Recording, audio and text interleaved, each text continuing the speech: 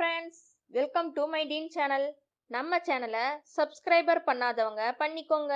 கூடவே பக்கத்தில் இருக்கிற பெல் ஐக்கானையும் கிளிக் பண்ணினீங்கன்னா நம்மளோட எல்லா அப்டேட்ஸும் உங்களுக்கு உடனுக்குடன் வரும். ஸோ வாங்க வீடியோக்குள்ள போகலாம்.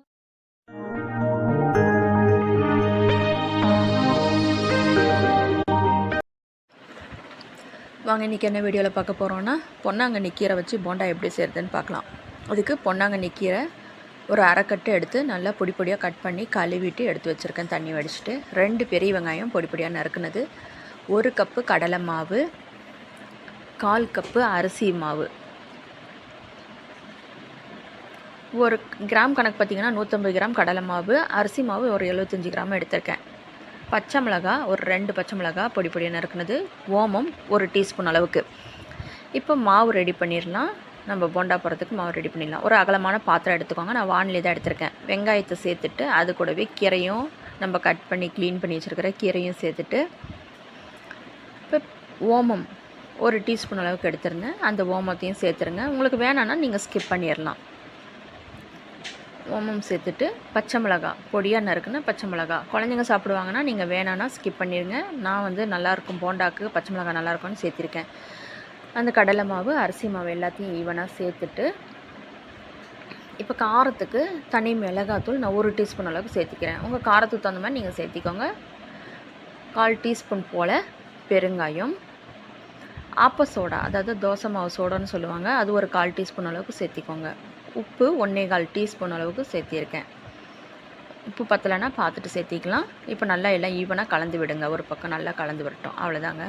இப்போ நல்லா சுட சுட எண்ணெய் வந்து இந்த மாதிரி 2 குழிக்கரண்டியில் 2 கரண்டி நான் சேர்த்திக்கிறேன். ஸ்பூன் கணக்குன்னு பார்த்திங்கன்னா ஒரு 4 டேபிள் ஸ்பூன் அளவுக்கு நீங்கள் எண்ணெய் சேர்த்தி நல்லா கலந்து விடுங்க. அவ்வளோதாங்க. இந்த மாதிரி கலந்து விட்டுட்டு இப்போ கொஞ்சம் கொஞ்சமாக தண்ணி தெளித்து நல்லா பிசைஞ்சு எடுத்துக்கோங்க. நான் உடனே தண்ணி ஃபுல்லாக ஊற்றுற வேண்டாம். நல்லா போண்டா மாவு பதத்துக்கு நல்லா மாவை வந்து தண்ணி தெளித்து பிசைஞ்சு எடுத்தாச்சுங்க. அவ்வளோதாங்க. சூப்பராக மாவு ரெடி பண்ணியாச்சு. இப்போ நான் இந்த மாவு பிசைஞ்சிட்டு இருக்கிறதுக்குள்ளே இன்னொரு பக்கம் அடுப்பில் வந்து எண்ணெய் ஊற்றி வச்சுருக்கேன். அது எண்ணெய் சூடேறிச்சான்னு பார்க்கலாம். பாருங்கள், ஒரு வானிலையில் எண்ணெய் ஊற்றி வச்சுருந்தேன். நல்லா சூடேறி இருக்குது. இப்போ உடனே நம்ம உருட்டி போட்டுட்ருக்க முடியாது. அதனால் வந்து நான் இப்படி தனியாக உருட்டி வச்சுக்க போகிறேன். உப்பு பத்தலைன்னா பார்த்துட்டு செக் பண்ணிக்கோங்க. எனக்கு கரெக்டாக இருக்குது உப்பு. இப்போ எனக்கு எந்த எண்ணெய் வந்து எந்த அளவுக்கு கொள்ளுமோ அந்த அளவுக்கு நான் உருட்டி வச்சுக்க போகிறேன். ஈஸியாக இருக்குங்க. இந்த மாதிரி உருட்டி வச்சு டக்கு நம்ம எடுத்து போடுறதுக்கு ஈஸியாக இருக்கும். இப்போ நல்லா எண்ணெய் காஞ்சிருச்சு. எண்ணெய் காய வச்சுட்டு போடுங்க. உடனே போட்டுறாதீங்க. எண்ணெய் காயறதுக்கு முன்னாடி போட வேண்டாம். இப்போ எந்த அளவுக்கு உங்களுக்கு எண்ணெய் அந்த வடசட்டியில் கொள்ளுமோ அந்த அளவுக்கு போட்டுக்கோங்க. நான் வந்து ஒரு 6,